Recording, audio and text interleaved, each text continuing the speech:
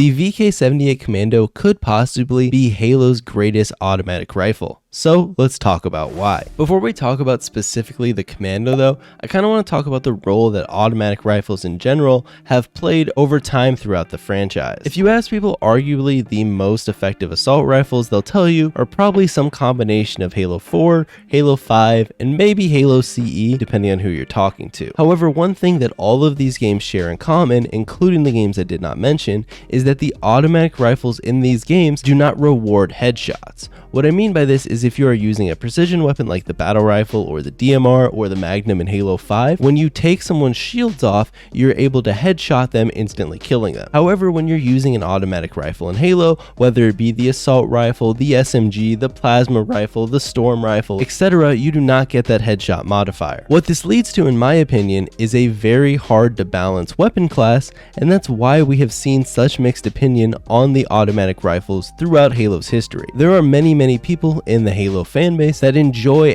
AR starts, especially in some of the older Halo games, because they think it allows more of the sandbox to flourish. However, for as many AR start fans as there are, there's just as many, if not more, fans that absolutely hate the automatic rifles, hate AR starts, and would much rather start with the precision weapon of choice in whatever game they're playing. And I think this all comes down to one big thing. Like I said, that lack of headshot modifier. What this leads to is very dumbed down gunplay. Now, I'm not saying that it doesn't take any skill to use the automatic rifles in Halo, and in general, in my opinion, Halo isn't a game with overly hard gunplay anyways, but let's imagine you're playing Halo 3. You have two players that have assault rifles. Both players start shooting each other at the same time, roughly, give or take a tiny little bit because there's room for error. They're shooting at each other, they run at each other, and they melee. Well, what's going to happen there is they end up trading the kill, unless this is early Halo 3, where your connection decided if you won the melee fight or not. That was an interesting time. But outside of that, any of the Halo games, especially as you get further into the franchise, it's really easy for those melee trades because there's a lack of skill cap in the automatic rifle department. Everyone using an automatic rifle, other than people with terrible aim, are most likely going to hit a majority of the shots, and then there's a lot of room for error anyways if you're finishing it off with a melee. However, when it gets to something like the battle rifle or the DMR or the Magnum, if you miss some bullets or you miss a burst toward the end, you are going to lose the gunfight, and so there's a lot more of a skill cap in the precision weapons. Not only that, the automatic rifles throughout Halo's history, give or take some of the assault rifles, have pretty bad effective range. So what happens there is if you spawn with an assault rifle in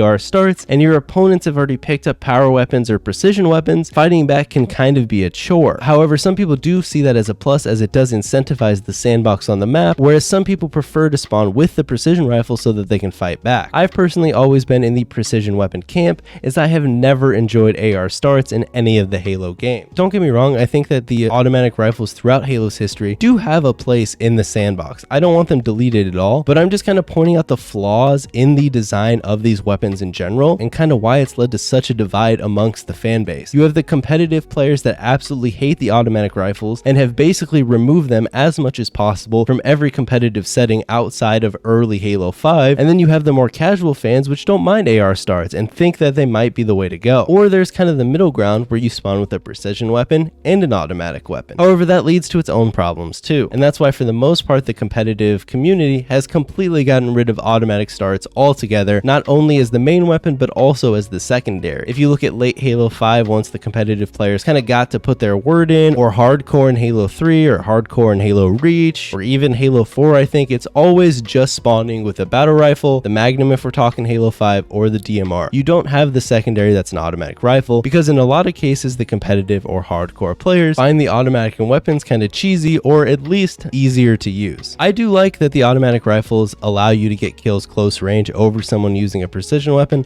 I've never really had problems with that, except at the start of Halo 5 where they were so overtuned that the effective kill range was probably a little bit higher than it needed to be, and there was just automatic rifles littered all over the maps, where it really did kind of make the meta of early Halo 5, crouching around a corner with the radar and killing killing someone with an automatic rifle, versus later on in Halo 5's lifespan where you see way more Magnum usage, obviously because you no longer spawn with an assault rifle. So now that I kind of gave you the gist on kind of why I think the automatic rifle class in Halo has had so many issues being balanced, let's talk about why the Commando could possibly be the automatic rifle to completely change this. If you guys watched much of the footage of the trailer or the overview, you'll kind of notice that the Commando almost looks like a little bit of a mixture of a precision weapon with an automatic rifle. It has a little bit higher range, it has that ADS or Smart Link, whatever they're going to call it in Halo Infinite capability, and it looks like it can shoot at a pretty far range at a slightly slower rate, and it looks like it does reward precision in a way that the assault rifle hasn't in previous games, or even in Halo Infinite itself. I personally couldn't tell from the Halo Infinite footage that we have got whether or not there's a headshot multiplier once you take off someone's shield, and depending on if that is there or not, that really could change up how the Commando is looked at. But I am really intrigued to see how the Commando is going to play out in Halo Infinite, because like I said, I think this really could be the weapon that sort of quote unquote balances precision weapons. However, we are kind of playing with fire here, as if it does have a headshot multiplier and it's really strong and it has really good effective range and it's still decent enough close range, it could overshine the precision weapons, which is not what we want. There's also some concerns that it might kind of replace some of the other auxiliary precision weapons like the DMR, like the carbine, like the light rifle, etc. that we've seen in some of the previous games, as we haven't seen those yet in Halo Infinite. We've only seen the BR in terms of traditional precision weapons. So basically, I'm just really intrigued to see how the Commando is going to play out. I really do think it could finally be the automatic rifle that rewards skill